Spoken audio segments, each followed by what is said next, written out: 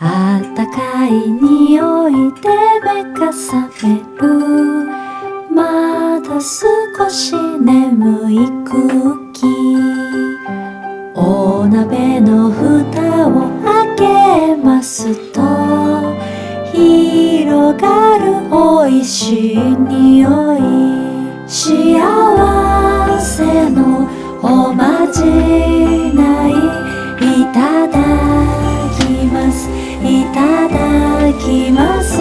おいしいねって言えば世界は少し優しくなる。いただきます。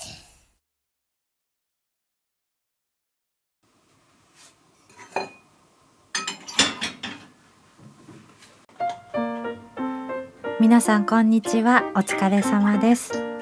今日の一曲からお届けしました。最近コーヒーと牛乳を少しお休みしている私です。毎朝の習慣だったものをふっと止めてみると体の声が少し聞こえやすくなる気がします。なんとなくですが腸の調子がいいような気がしています。どの飲み物が今の自分の体にとって気持ちいいのか、そんなことをゆっくり試している時間でもあります。皆様いかがお過ごしでしょうか。私はというと3月20日にシナプシという教育番組の北海道公演がありまして、今それに向けて体調を整えているところです。そして実は初めての北海道なんです。北海道の皆さんよろしくお願いします。今からすっごく楽しみにしています。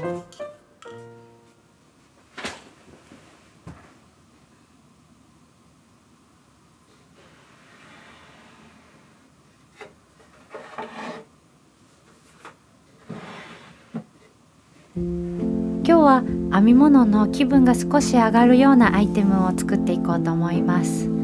大げさなものではなくて、編み物の時間がほんの少し楽しくなるような、そんな小さな道具です。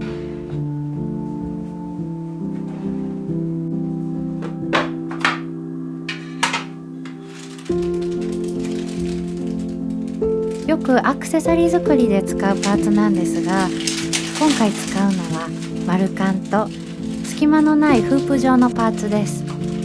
丸カンは小さな輪っかの金具で、アクセサリーではパーツ同士をつなぐ役割をしてたりします。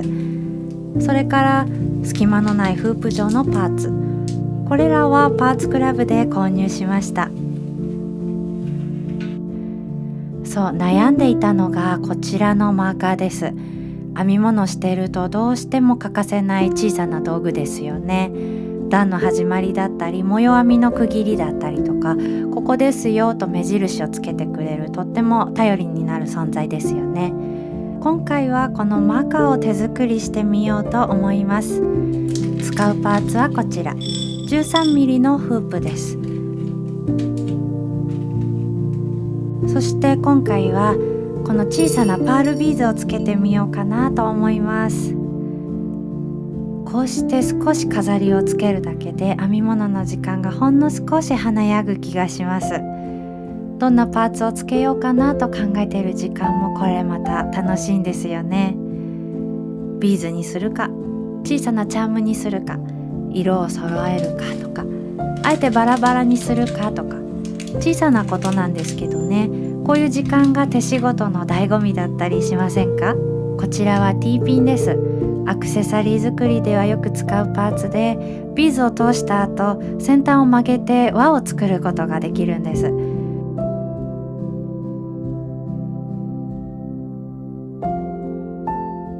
まずはビーズを通して余った部分をニッパーでカット。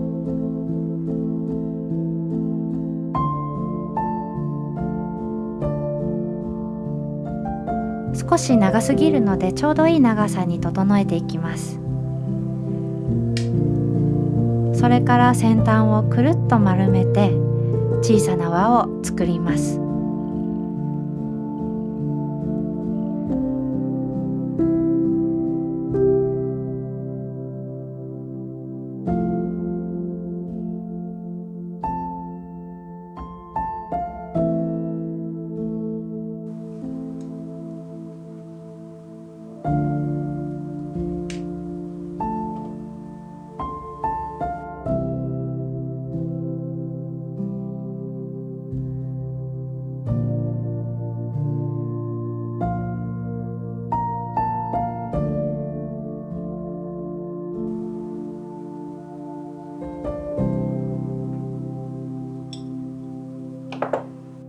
そして登場するのがこの小さな小さな丸カン。ほんの数ミリしかない道具ですが、この小さな輪っかがビーズとフープをつないでくれます。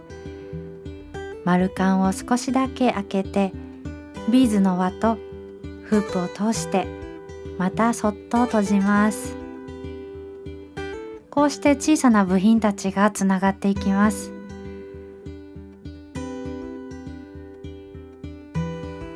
まずは2つ完成。並べてみるとなんだかピアスみたいですよね。小さなアクセサリーみたいでちょっとかわいい。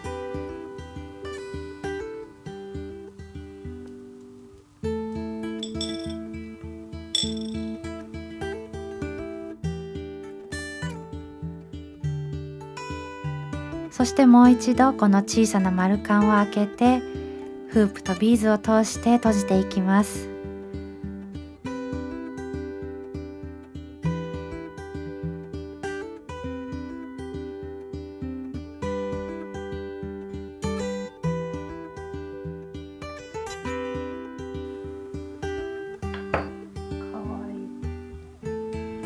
すべてきちんと閉じたら完成です。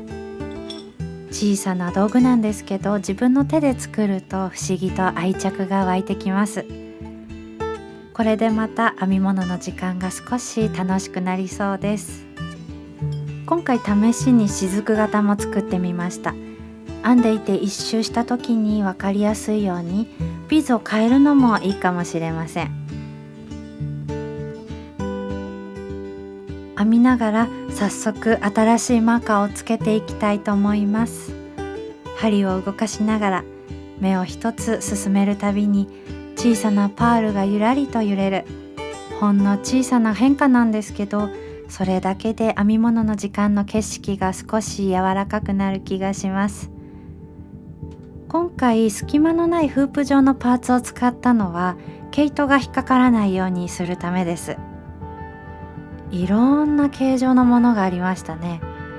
今度は目数を数える時にも使えるフック型のマーカーも作ってみようかなと思っています。本当に小さなことなんですけどね、こういう小さな工夫で気分がとっても上がるんですよね。毎日同じように針を動かしていても、少しだけ道具が変わるとまた違う景色が見えてきます。そんな時間が私はとても好きです。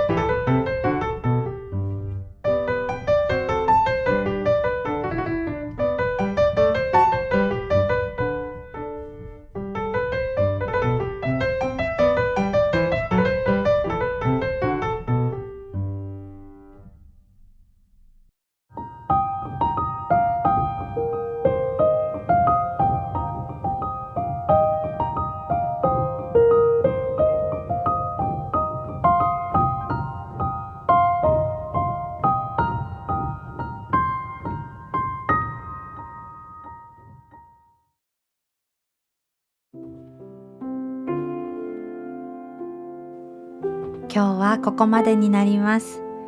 皆さんの手仕事の時間もどうか穏やかなものになりますように。